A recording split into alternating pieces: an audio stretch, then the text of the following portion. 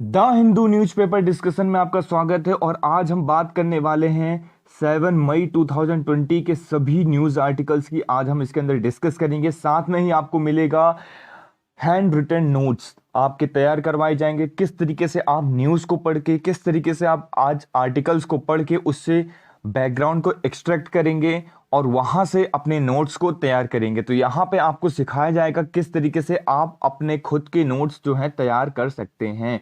ठीक है, तो चलिए पहला देखिए। पहला छोटा सा आर्टिकल है, यहाँ पे आप देख सकते हैं कि वायरस टैली जो हुआ है इसकी हम बात कर लेते हैं, जिसने जो यहाँ पे 50,000 जो है क्रॉस कर चुका है वायरस की संख्या इंडिया के अंदर, और जिसमें से 1771 केसेस जो है डेथ हो चुके हैं, लोगों की यहाँ पे मौत हो चुकी है। तो ये सारी चीजें हमने देखी, नॉर्मल सी चीज है। ठीक है, आगे बढ़ते हैं आर्टिकल की ओर। The first article which we are going to discuss is related to multilateralism. तो हम डिस्कस करेंगे क्या होता है मल्टीलेटरलिज्म, इसके क्या वे हेड रहेंगे। ठीक है, WHO के क्या कंसर्न है। ठीक है, WTO के बारे में क्या बोला गया, वर्ल्ड ट्रेड ऑर्गेनाइजेशन के बारे में। ठीक है, चाइना का क्या रूल यहाँ पे निकल के आ रहा है। तो सभी जो भी इंपॉर्टेंट पॉइंट्स है इसको हम इस आर्टिकल के अंदर डिस्कस करेंगे। बहुत ही ज्यादा इंपॉर्टेंट आर्टिकल है। इसके ऊपर कुछ नए नए ऐसे टर्म्स आए हैं जो आप आंसर राइटिंग में मेंशन कर सकते हैं, जैसे वेपनाइज मैकेनिज्म वगैरह, ये हो गया नेशनलिस्ट गेन वगैरह हो गया। तो इस तरीके के जो नए टर्म है मैं आपको बताता चलूंगा कि किस तरीके से उसका यूज जो है आप वोकैब को भी अपनी एनहेंस कर सकते हैं आंसर राइटिंग की प्रैक्टिस के हिसाब से। ठीक है, तो इसको हम डिस्कस करेंगे। तो यहाँ पे आप देख पा रहे होंगे मल्टीलेटरलिज्म की अगर हम बात करते हैं तो मल्टीलेटरलिज्म होता क्या है। सबसे पहले जो है क्वेश्चन अराइज होता है कि मल्टीलेटरलिज्म होता क्या है। तो सिंपल सी चीज है, आपको यहाँ पे समझना है कि अगर मैं बात करता हूँ मल्टीलेटरलिज्म की, इसका मतलब ये होता है कि एक ऐसी ऑर्गेनाइजेशन, यहाँ मतलब बहुत सारे कंट्री स्टेट क्या करते हैं, आपस में आते हैं, मिलते हैं, कोई एक बड़ी ऑर्गेनाइजेशन बनाते हैं, सेटअप करते हैं और उसके ऊपर काम करते हैं, उसे हम कहते हैं मल्टीलेटरलिज्म। ठीक है, क्लियर हो गया पॉइंट आपका। अगर हम बात करते हैं आज के सिनेरियो में कि मल्टीलेटरलिज्म का क्या चीज निकल के आ रही है और क्या हो रहा है, तो यहाँ पे क्वेश्चन उठाए जा रहे हैं मल्टीलेटरलिज्म के ऊपर। उसे बताया जा रहा है कि मल्टीलेटरलिज्म जो है वो वीक हो रहा है। ठीक है, तो ये इंपॉर्टेंट बात आपको समझने के लिए है कि वीक हो रहा है मतलब आज के दौर पे जो मल्टीलेटरलिज्म है, जैसे कि आप एग्जांपल दिया गया है यहाँ पे टीओ को एग्जांपल दिया गया है, वर्ल्ड ट्रेड ऑर्गेनाइजेशन का एग्जांपल दिया गया है, WHO that is the world health organization का एग्जांपल दिया गया है। तो ये दोनों एग्जांपल आप जो है मेंशन कर सकते हैं, बहुत इंपॉर्टेंट हो जाते हैं। ठीक है, तो चलिए इसके बारे में थोड़ा सा और हम देखते हैं कि देखिए WTO के बारे में यहाँ पे बताया गया है कि नॉर्मली वर्ल्ड ट्रेड ऑर्गेनाइजेशन क्या करता था, जैसे कि ट्रेड वार वगैरह हो रहा है, ये सारी चीजें देखने को मिलती थी, तो नेगोशिएशन का बहुत बड़ा रोल यहाँ पे प्ले करता था। ठीक है, बातचीत करके मामलों को निपटाना जो करते थे वो WTO करता था। तो ये इंपॉर्टेंट हो जाता है। ठीक है, डिस्प्यूट सेटलमेंट बहुत ज्यादा इंपॉर्टेंट हो जाता है, जहां पे भी ऐसे डिस्प्यूट्स निकल के आ रहे हैं, जैसे वर्ल्ड ट्रेड जैसे पॉइंट्स हो जाते हैं ना कि आप दो देश हो गए, जैसे इंडिया सपोज चाइना हो गया और यहाँ पे हो गया US हो गया। ठीक है, तो US और चाइना क्या करते हैं, आपस में इनका ट्रेड वार चल रहा है, तो इसकी वजह से बहुत सारी प्रॉब्लम्स निकल के आ रही हैं। तो ये जो डिस्प्यूट्स निकल के आ रहे हैं बिटवीन द कंट्रीज, इनको सॉल्व करने के लिए WTO एक बहुत बड़ा रोल प्ले करता था। ठीक है, लेकिन ये सारी चीजें एक्चुअल में देखें तो वो चीज नहीं हो पा रही है। ठीक है, ट्रांसपेरेंसी बहुत मतलब जो कहा जाता है कि यार किसी भी ऑर्गेनाइजेशन को चलाने के लिए, किसी भी चीज को चलाने के लिए, किसी भी चीज को बहुत एक स्मूथली वे में रन करने के लिए ट्रांसपेरेंट होना बहुत इंपॉर्टेंट है। तो ट्रांसपेरेंसी यहाँ पे बिल्कुल नहीं दिखती कि यार WTO किसका साथ दे रहा है, एक्चुअल वे में किसका साथ नहीं दे रहा है। तो ये सारी चीजें निकल के इसके अंदर आई हैं। ठीक है, अगर मैं बात करता हूं WHO की, ठीक है, वर्ल्ड हेल्थ ऑर्गेनाइजेशन, तो ड्यू टू दिस पेंडेमिक की जो डिसीज निकल के आई है, इसकी वजह से बहुत सारे प्रश्न उठाए जा रहे हैं, बहुत सारे क्वेश्चन अराइज किए जा रहे हैं WHO के ऊपर। ठीक है, अब इसका क्या क्राइटेरिया रह गया, सेवरल इशू क्रेडिबिलिटी के ऊपर, इसके ऊपर इशू उठाए जा रहे हैं कि यार इसको पहले बताना चाहिए था, इसको मेजर्स लेने चाहिए था। तो ठीक है, वर्ल्ड हेल्थ ऑर्गेनाइजेशन ने इस तरीके से मेजर्स नहीं लिए हैं, तो ये सारे पॉइंट्स इसके अंदर बताए गए हैं। अब पेंडेमिक जो डिसीज जो है पेंडेमिक, इसकी वजह से मल्टीलेटरलिज्म के ऊपर क्वेश्चन जो है अराइज हुआ है। तो अब देखने को मिल सकता है फ्यूचर में कि क्या हो सकता है, मल्टीलेटरलिज्म की वजह से क्या प्रॉब्लम आ सकती है, ये सारी चीजें जो है देखने को मिल सकती है। ठीक है, तो ये चीज हमने देखी। अब इसके अंदर क्या कह सकते हैं अपन, जो पेंडेमिक है इसकी वजह से बहुत बड़ी एक क्राइसिस देखने को मिल रही है, ठीक है, इकोनॉमिक क्राइसिस भी देखने को मिल रही है, सोशल क्राइसिस देखने को मिल रही है। तो पेंडेमिक जो डिसीज है उसकी वजह से बहुत बड़ी क्राइसिस देखने को मिल रही है, ठीक है।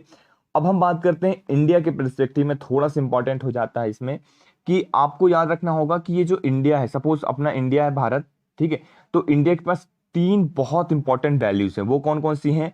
एक है प्लूरलिज्म, ठीक है, एक है डेमोक्रेसी और एक है लिबरलिज्म। तो इसको आपको समझना होगा, ठीक है, प्लूरलिज्म, डेमोक्रेसी और लिबरलिज्म।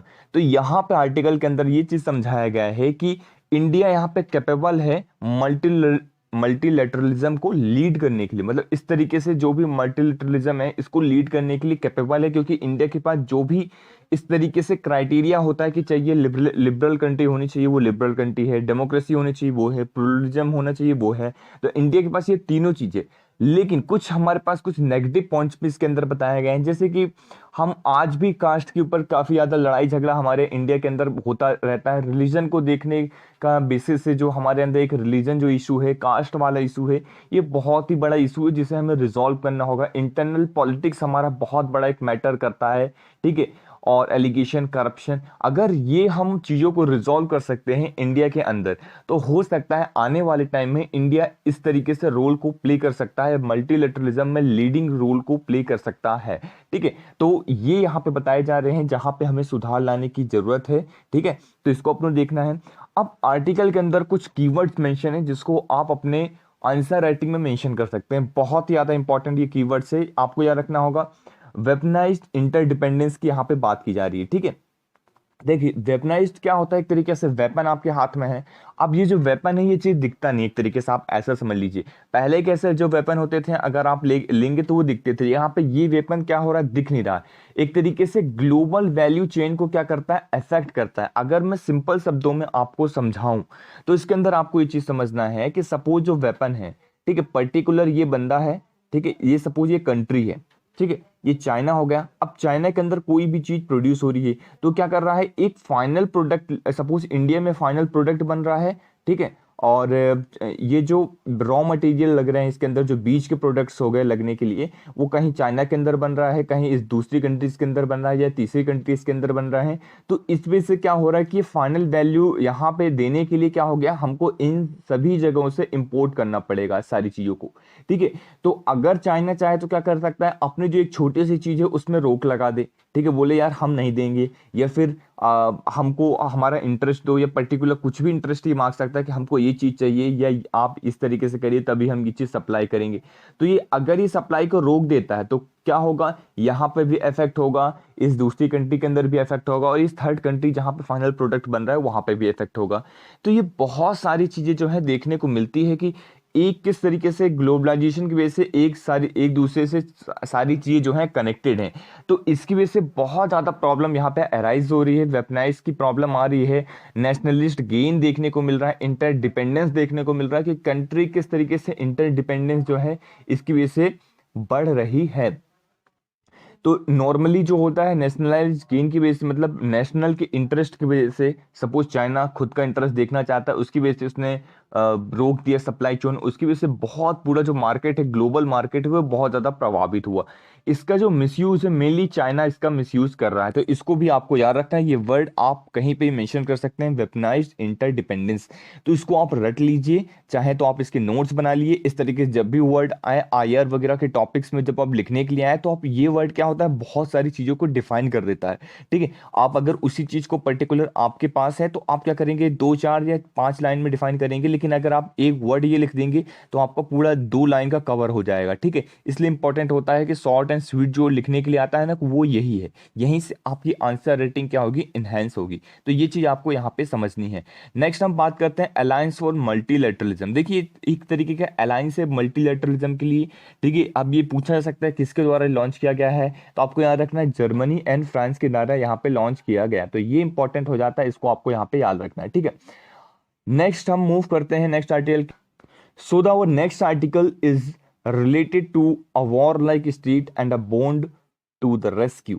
तो यहाँ पे बात की जा रही है कि क्या वॉरलाइक स्टेट यहाँ पे बन रहा है, क्या कंडीशन बन रही है, ठीक है, बॉन्ड क्या होता है, ये रेस्क्यू बॉन्ड्स क्या होता है, क्या इंडिया इसको इशू कर सकता है या नहीं कर सकता है, ठीक है, या क्या जो भी इसके कंसोल बॉन्ड जिसको हम कहते हैं, ठीक है। तो इससे रिलेटेड सारे पॉइंट्स को हम इस आर्टिकल्स के अंदर डिस्कस करने वाले हैं। बहुत इंपॉर्टेंट आर्टिकल है, जिस तरीके से हमारा जो प्रीवियस आर्टिकल था इंपॉर्टेंट था, सेम बी में यहाँ पे आप इसको भी उसी कैटेगरी में रख सकते हैं। ये बहुत ज़्यादा इंपॉर्टेंट आर्टिकल है, तो इसको हम डिटेल में डिस्कस करने वाले हैं, ठीक है। यहाँ पे आपको समझना है बॉन्ड टू रेस्क्यू से कि एक तरीके से आपको यहाँ पे एक, अगर मैं आपको समझाऊं तो एक होता है पीएम केयर्स, ठीक है। तो पीएम केयर्स बनाया गया जहाँ पे आप पैसा जमा कर सकते हैं नॉर्मली, जहाँ पे फंड जो है एलोकेट किया जा सकता है। सेकंड, आरबीआई द्वारा क्या किया जा रहा है, वेस एंड मीन्स को यहाँ पे बढ़ाया गया है 60%, ठीक है। तो 60% वेस एंड मीन्स को एडवांस किया गया है बाय आरबीआई, ठीक है। किसके लिए, फॉर सेंट्रल एंड आरबीआई, ठीक है, सॉरी सेंट्रल गवर्नमेंट के लिए और आरबीआई के लिए। तो ये आपको यहाँ पे याद रखना है, स्टेट गवर्नमेंट, सेंट्रल गवर्नमेंट, ये सारी चीजें इसके अंदर आ जाती हैं, ठीक है।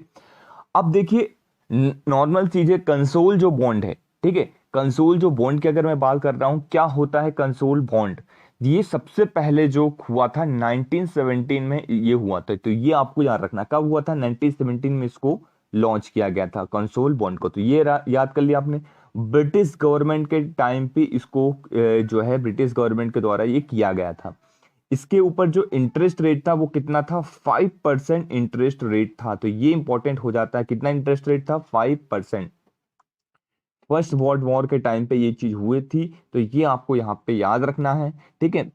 अब मतलब एक तरीके से ब्रिटिश गवर्नमेंट के द्वारा इसको इस तरीके से शो किया जा रहा था कि आप घर में बैठे बैठे भी आप क्या कर सकते हैं, वॉर में हिस्सा ले सकते हैं, ठीक है। फर्स्ट वर्ल्ड वॉर का एक हिस्सा बन सकते हैं। कैसे हिस्सा बन सकते हैं, आप इस बॉन्ड को खरीदिए, और इस बॉन्ड को खरीदिए तो क्या होगा कि आप पर्टिकुलर बॉन्ड को जब खरीदेंगे तो लिक्विडिटी जो होगा, मनी जो होगी, आप गवर्नमेंट को दे देंगे, ठीक है। तो उसकी वजह से वो जो गवर्नमेंट होगी उस मनी का यूज कर पाएगी आगे, ठीक है। उसके ऊपर आपको 5% इंटरेस्ट रेट भी मिल रहा है, तो ये इंपॉर्टेंट हो जाता है। तो इस तरीके से यहाँ पे बताया गया है कि यस, इसका यूज आज के टाइम पे गवर्नमेंट ऑफ इंडिया भी यहाँ पे कर सकती है, कुछ इस तरीके से बॉन्ड निकाले और यूटिलाइज करे, ठीक है। उन पैसों को जो जो है रखे गए हैं पॉकेट मनी में जो भी लोगों के पास है, तो वहां पे ये निकाला जा सकता है। तो ये इंपॉर्टेंट पॉइंट्स हैं, इस तरीके से आप रख सकते हैं। अब हम बात करते हैं वीस एंड मीन्स एडवांसेस के बारे में, ठीक है। वीस एंड मीन्स जो एडवांसेस है ये मेंशन है, सबसे पहले आपको याद रखना होगा section 17 clause 5 of RBI act 1934। तो 1934 के अंदर ये चीज मेंशन है, आरबीआई एक्ट 1934, पहला पॉइंट आपने याद रख लिया, ठीक है। अब यहाँ पे किया क्या जाता है, आरबीआई के द्वारा सेंट्रल गवर्नमेंट और स्टेट गवर्नमेंट को उधार दिया जाता है, ठीक है। पैसे जो उधार देते हैं, बोरो करती है जो सेंट्रल गवर्नमेंट और स्टेट गवर्नमेंट, तो वो आरबीआई के द्वारा, तो वही उसे ही हम वेस एंड मीन्स कहते हैं, ठीक है। क्लियर हो गया। ये कब करते हैं, व्हेन, तो यहाँ पे याद रखना है जब रेवेन्यू कम होने लगे और एक्सपेंडिचर ज्यादा होने लगे। मतलब रेवेन्यू का अर्थ है कि आप जहां से पैसा ले रहे हैं, आप जहां से पैसा आपको मिल रहा है तो वो कम आने लगा, ठीक है, आपकी कमाई का जरिया कम होने लगे, और जो आपका खर्चा जो है यहाँ पे जब बढ़ने लगे, तब ये चीज की जाती है। आरबीआई क्या करता है, यहाँ पे सेट करता है different limit for the different state and central, ठीक है। जो डिफरेंट स्टेट्स हैं उनके लिए अलग अलग लिमिट सेट करता है, सेंट्रल गवर्नमेंट के लिए अलग लिमिट सेट करता है। तो इस तरीके से आरबीआई ये यहाँ पे लिमिट भी सेट करता है, तो ये भी याद रखना है। जो लिमिट डिसाइड होता है वो कैसे डिसाइड होता है, ratio of revenue and expenditure.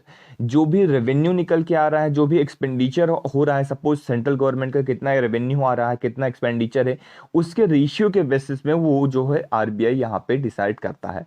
Suppose किसी स्टेट गवर्नमेंट का रेशियो रेवेन्यू कितना है, वो यहाँ पे इसके बेसिस में डिसाइड करते हैं, ठीक है। तो आई थिंक ये पॉइंट्स आपको क्लियर हो गया होगा। अब इसी से रिलेटेड मैं अगर बैकग्राउंड में बात कर लूँ थोड़ा सा, कि आरबीआई ने इंक्रीज किया है, ठीक है, करंट का बहुत इंपॉर्टेंट टॉपिक है, ठीक है। यहाँ पे आपको जरूर याद रखना होगा, ये आरबीआई ने इंक्रीज किया है 60% लिमिट। तो इसको आप याद रख सकते हैं, कितना लिमिट इंक्रीज किया है, 60% लिमिट इंक्रीज किया है 31 मार्च 2020 को, ठीक है। रीजन क्या दिया जा रहा है, कोविड 19 की डिसीज की वजह से, क्योंकि बहुत सारे खर्चे बढ़ गए हैं, इस वजह से सेंट्रल गवर्नमेंट और स्टेट गवर्नमेंट के लिए 60% इंक्रीज कर दिया गया है। तो देखिए यहाँ पे आपको याद रखने की जरूरत नहीं है, आपको फैक्चुअल इंफॉर्मेशन रखने की जरूरत नहीं है बिल्कुल भी। हाँ, आप एक अंदाजा लगा सकते हैं कि किस तरीके से इंक्रीज हुआ है। तो 75 के करोड़ जो रुपीज है, 75,000 करोड़ रुपीज जो है सेंट्रल गवर्नमेंट को पहले दिए जाते थे, अभी ये बढ़ा के 120,000 करोड़ रुपीस कर दिया गया है, ठीक है। सेम बेसिस में स्टेट गवर्नमेंट के लिए इतना कर दिया गया है। तो ये फैक्चुअल इन्फॉर्मेशन है, रटने की जरूरत बिल्कुल भी नहीं है, मैंने बस एक एग्जाम्पल के तौर पे रखा जिससे आपको चीजें जो है समझ में आने लग जाए, ठीक है, आपके माइंड में वो चीज पिक्टोरियल फॉर्म में छप जाए, ठीक है, ग्राफिकल फॉर्म में।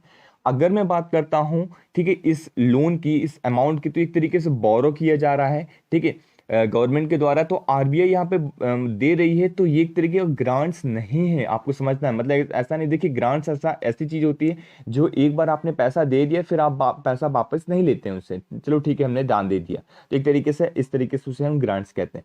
लेकिन ये क्या है, रीपेबल है। इसे आप रेपो रेट जो है 4.4% के बेसिस में जो है गवर्नमेंट इसको वापस करेगी 90 डेज के अंदर, ठीक है, याद रखिएगा 90 डेज के अंदर अंदर। अगर 90 डेज से ऊपर हो जाता है, ठीक है, ज्यादा हो जाता है, तो रेपो रेट के ऊपर 2% एक्स्ट्रा चार्ज लगेगा। तो ये याद रखना है, दो करंट कितना हो जाएगा, फिर वो 6.4% हो जाएगा, ठीक है, अगर 90 डेज से ज्यादा हो जाता है तो। तो ये सारे पॉइंट्स आपको यहाँ पे याद रखने हैं, ठीक है। सो चलिए नेक्स्ट आर्टिकल की ओर मूव करते हैं हम फटाफट। So the next article which we are going to discuss is everyone wants a good stimulus। अब यहाँ पे बात की जा रही है किस तरीके से गुड स्टिमुलस सभी लोगों को चाहिए, क्या होता है स्टिमुलस, इसकी बात हम करेंगे। इसके अंदर और भी जो इंपॉर्टेंट पॉइंट्स हैं उसको हम देखेंगे, ठीक है। सप्लाई साइड जो है चेन किस तरीके से शट डाउन हो गया है, ठीक है। और ये सारी चीजें बहुत इंपॉर्टेंट आर्टिकल है, ये भी आपके एग्जाम के पर्सपेक्टिव से, इसलिए हमने रखा है इसको, ठीक है। तो इसको हम डिस्कस करते हैं, ठीक है। अगर मैं करंट सिचुएशन में फिजिकल स्टिमुलस की बात करता हूं, तो द हिंदू के पेज नंबर 7 में आर्टिकल आया हुआ है, मैंने आपको बता दिया है, वहां से आप इसको रीड भी कर सकते हैं। अब यहाँ पे समझना है आपको, उसकी सप्लाई चेन जो है शट डाउन कर दी गई है, पर्टिकुलर जहां से सप्लाई हो रहा था, ठीक है। कोई पर्टिकुलर अगर मैं बात करता हूँ प्रोडक्ट्स की, तो वो प्रोडक्ट्स अगर पोटैटो की बात करता हूँ, टोमेटो की बात करता हूँ, फूड ग्रेन्स की बात करता हूँ, या किसी भी चीज की बात करता हूँ, तो जो सप्लाई चेन है उसी चीज को बंद कर दी गई, तो उसकी से बहुत ज्यादा प्रॉब्लम देखने को मिल रही है। और डिमांड साइड भी शट डाउन हो गया, क्योंकि इकोनॉमिक एक्टिविटीज हो नहीं रही हैं बहुत ज्यादा, ठीक है। और नॉर्मल जो है इकोनॉमिक एक्टिविटीज जब नहीं हो रही हैं, तो लोगों के पास पैसा नहीं आ रहा है, जब पैसा नहीं आ रहा है तो डिमांड नहीं होगा, डिमांड नहीं होगा तो क्या होगा, डिमांड शट डाउन हो जाएगा। जब डिमांड शट डाउन हो जाएगा तो नॉर्मल सी बात है, इकोनॉमी हमारी नीचे चली जाएगी। तो ये चीज आपको समझना है। अब यहाँ पे एक पॉइंट फिजिकल डिफिशिएट का निकल के आता है, और एक निकल के आता है FRBM एक्ट के बारे में। तो दोनों के बारे में हम डिटेल में डिस्कस करेंगे। सबसे पहले मैं फिजिकल डिफिशिएट बता देता हूँ क्या होता है, total expenditure minus total receipt. तो ये चीज आपको याद रखना है, क्या याद रखना है, टोटल एक्सपेंडिचर कितना खर्चा हो रहा है, ठीक है, एक्सपेंडिचर कितना कर रही है गवर्नमेंट, माइनस टोटल रिसिप्ट, ठीक है, टोटल रिसिप्ट कितना यहाँ पे वो चीज माइनस करी, तो ये आपको यहाँ पे याद रखना है, ठीक है। इसके अंदर आगे चलते हैं, मूव करते हैं FRBM एक्ट के बारे में। 2003 में ये एक्ट आया था, बहुत इंपॉर्टेंट एक्ट है, तो इसके बारे में डिटेल में डिस्कशन करेंगे हम। देखिए FRBM एक्ट जो है 2003 में आया था, ठीक है, पॉइंट्स आपने याद कर लिए। इसका एम क्या था, ट्रांसपेरेंसी बढ़ाना, ठीक है, अकाउंटेबिलिटी बढ़ाना, ये दोनों चीजों को क्या करना, बढ़ाने की बात की जा रही है, ठीक है। तो ट्रांसपेरेंसी किस तरीके से आप चीजों को ट्रांसपेरेंट वे में रख पाएंगे, अकाउंटेबिलिटी इंश्योर करना गवर्नमेंट के एक्शन को, फिजिकल और मॉनेटरी। अब देखिए ऐसा यहाँ पे निकल के आता है, ये चीज एक्ट लाने के पीछे का सबसे मेन जो मोटिव है, इंपॉर्टेंट मोटिव है, वो आपको समझना है। देखिए सिंपल सी चीज है, यहां आपको समझना है कि सपोज पर्टिकुलर गवर्नमेंट आई, ठीक है, इस गवर्नमेंट ने क्या किया, बहुत सारे पैसे उधार ले लिए, बहुत सारी इकोनॉमिक एक्टिविटीज करती, बहुत सारे पैसे उधार ले लिए, लेकिन उसको चुकाना भी तो पड़ेगा। तो जो सपोज सेकंड गवर्नमेंट आएगी, सेकंड टर्म में जो दूसरी गवर्नमेंट आ रही, तो उसके ऊपर तो बहुत ज्यादा बर्डन हो जाएगा। तो ऐसा ना हो, इसके लिए ये चीज आई।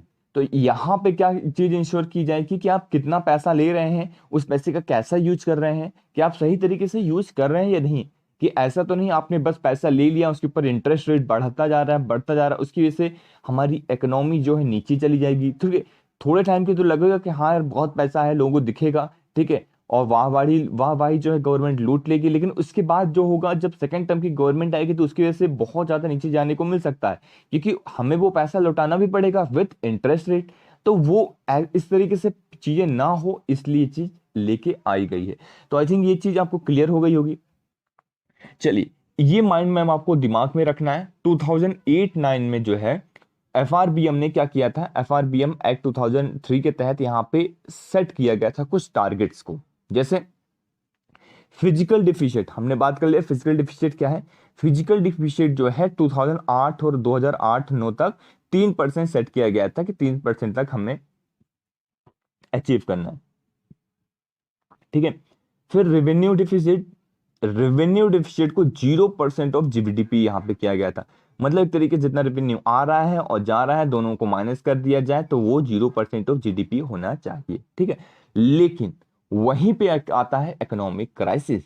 यूएसए के अंदर 2008-9 के अंदर एक बहुत बड़ी इकोनॉमिक क्राइसिस आती है और उसकी वजह से ऐसा लगता है कि यार सारी वर्ल्ड की इकोनॉमी अब डामाडोल हो गई है, डूब जाएगी, बहुत बड़ी क्राइसिस आती है 2008-9 के अंदर, ठीक है। तो फिर एक रिव्यू कमेटी लेके आया जाता है इंडिया के द्वारा, तो इंडियन गवर्नमेंट के द्वारा एक एफआरबीएम रिव्यू कमेटी लेके आई जाती है। क्या देखिए इकोनॉमिक क्राइसिस आ चुकी हैं, अब आपको कुछ रिव्यू करना होगा, जो हमने टारगेट सेट्स किए थे वो हम एक्ट नहीं कर पाते हैं। देखिए यूएसए एक बहुत बड़ी कंट्री है, ठीक है, जिसकी जीडीपी जो है बहुत जो है वेरिएशन है, and due to the globalization एक कंट्री के अंदर अगर इकोनॉमिक क्राइसिस आती है तो उसकी वजह से हमें उसका इफेक्ट वर्ल्ड के अंदर अलग अलग जगह में अलग अलग देशों के अंदर देखने को मिलता है, तो इसी वजह से इंडिया के अंदर भी देखने को मिला। इसलिए इसलिए हम एफआरबीएम रिव्यू कमेटी लेके आए, जिसके अंदर जिसके जो चेयरमैनशिप थे, चेयरमैन जो थे वो एनके सिंह थे। आपको पता होना चाहिए एनके सिंह कौन है, 15th फाइनेंस कमीशन के चेयरमैन जो हमारे हैं वो कौन है, एनके सिंह जी ही हैं, ठीक है। तो 2016 के अंदर इन्होंने एक रिव्यू कमेटी बनी, ठीक है, एनके सिंह की अध्यक्षता में। इन्होंने 2017 के अंदर रिपोर्ट गवर्नमेंट ऑफ इंडिया को भेजी, उस रिपोर्ट के अंदर क्या क्या पॉइंट्स इन्होंने रखे हैं उस चीज को हम देखते हैं, ठीक है। यहां पे आप देख पा रहे होंगे कि जो फिजिकल डिफिशिएट है, अगर मैं बात करता हूं फिजिकल डेफिसिट की, तो यहां पर इन्होंने टारगेट्स रखा कि जो फिजिकल डेफिसिट का टारगेट है वो 2019-20 तक 3% ऑफ जीडीपी हम करके चले, कि जो पहले हम 2008-9 तक करने वाले थे उसको हम 3% ऑफ जीडीपी रखेंगे 2019-20 तक, क्योंकि बहुत बड़ी इकोनॉमिक क्राइसिस थी, उससे ऊपर आने के लिए हमें काफी टाइम चाहिए होगा, ठीक है। 2022 एंड 23, 2022 एंड 23 के अंदर 2.5% ऑफ जीडीपी यहां पे रखने की जरूरत है, ठीक है। तो ये इंपॉर्टेंट पॉइंट्स भी आपको यहां पे याद रखना है, ठीक है। नेक्स्ट आगे मूव करते हैं यहां पे हम कि डेब्ट टू जीडीपी रेशियो, ये इंपॉर्टेंट हो जाता है डेब्ट टू जीडीपी रेशियो। इसके ऊपर 2018 के प्रीलिम्स में डायरेक्ट क्वेश्चन पूछ लिया गया था कि डेब्ट टू जीडीपी रेशियो बताइए एफआरबीएम रिव्यू कमेटी के द्वारा कितनी रखी गई है, ठीक है। तो यहाँ पे 40% जो है सेंट्रल गवर्नमेंट के लिए और 20% स्टेट गवर्नमेंट के लिए रखा गया है, that is total 60% of total GDP रखा गया है कि कितना जो है जीडीपी रेशियो, डेब्ट टू जीडीपी रेशियो होगा कि वो कितना उधार ले सकती है सेंट्रल गवर्नमेंट और कितना उधार ले सकती है स्टेट गवर्नमेंट, टोटल दोनों को मिला के कितना उधार ले सकते हैं। तो ये इंपॉर्टेंट इंफॉर्मेशन आपको याद रखना है, इसके ऊपर डायरेक्टली क्वेश्चन जो है पूछा गया था, तो यहां पे आपने ये चीज देखी। नेक्स्ट हम मूव करते हैं रिव्यू डिफिशिएट की ओर। जो रिव्यू डिफिशिएट है वो 0.8% ऑफ जीडीपी रखा गया है। तो रिव्यू डिफिशिएट रेवेन्यू डिफिशिएट कितना रखा गया है, 0.8% ऑफ जीडीपी। तो इसको भी आपको यहाँ पे याद रखना है। इसके अंदर एक पॉइंट आता है, इसके ऊपर क्वेश्चन अराइज हो सकता है क्योंकि ये इंपॉर्टेंट है, कुछ लोग जो है इसके ऊपर घबरा जाते हैं। और एस्केप क्लॉज जो है, एस्केप क्लॉज ऐसा पूछा जा सकता है कि क्या ये ओरिजिनली जो एफआरबीएम एक्ट आया था उसके अंदर था, नहीं, ओरिजिनली जो एफआरबीएम एक्ट आया था उसके अंदर एस्केप क्लॉज नहीं था। एस्केप क्लॉज निकल के आया है रिव्यू कमेटी के द्वारा, जिसके अध्यक्ष कौन है, एनके सिंह जी, ठीक है। तो यहाँ पे एस्केप क्लॉज के द्वारा क्या किया गया, जो एफडी है फिजिकल डिफिशिएंट, उसके अंदर 0.5% फ्लक्चुएशन हो सकता है, आगे पीछे हो सकता है। लेकिन किन केसेस में, अगर कहीं पे डिजास्टर आ जाता है, इंडिया के अंदर डिजास्टर जैसी सिचुएशन आ जाती है, या फिर कोई वार की सिचुएशन अराइज होती है, या फिर कुछ इकोनॉमिक रिफॉर्म हम बड़े लेवल पे करते हैं, जैसे डिमोनेटाइजेशन हो गया, जैसे जीएसटी हो गया, इस तरीके की चीज अगर हम करते हैं तो उस इन केसेस के अंदर अंदर हम जो है 0.5% फ्लक्चुएशन यहाँ पे अलाउ किया गया है। तो ये चीज आपको यहाँ पे याद रखनी है। तो 7 मई 2020 के सभी करंट अफेयर्स को हमने देख लिया, सभी आर्टिकल्स को डिटेल में डिस्कस कर लिया विद बैकग्राउंड से। आपको सारे पॉइंट्स क्लियर हो गए होंगे, मैं ये एक्सपेक्ट करता हूं। अगर फिर भी कोई भी पॉइंट्स आपसे छूट रहा है या आपको समझ में नहीं आया तो आप कमेंट सेक्शन में जरूर बता सकते हैं। इसके लिए आपको लेक्चर को शेयर करना होगा, फटाफट आप लेक्चर को शेयर कर दीजिए और कमेंट कर दीजिए। अगर आपको कोई भी डाउट है तो कमेंट कर दीजिए। अगर आपको लेक्चर अच्छा लगा है तो उसे लाइक करिए। चैनल में अगर आप नए हैं तो चैनल को सब्सक्राइब करना बिल्कुल भी ना भूलें, और लेक्चर को अपने टेलीग्राम ग्रुप, फेसबुक ग्रुप और व्हाट्सएप के अंदर जहां जहां पे भी आप शेयर कर सकते हैं वहां पे इसको शेयर कर दीजिए, जिससे ज़्यादा से ज़्यादा लोगों का यहाँ पे फायदा हो पाए। So thank you very much for the discussion.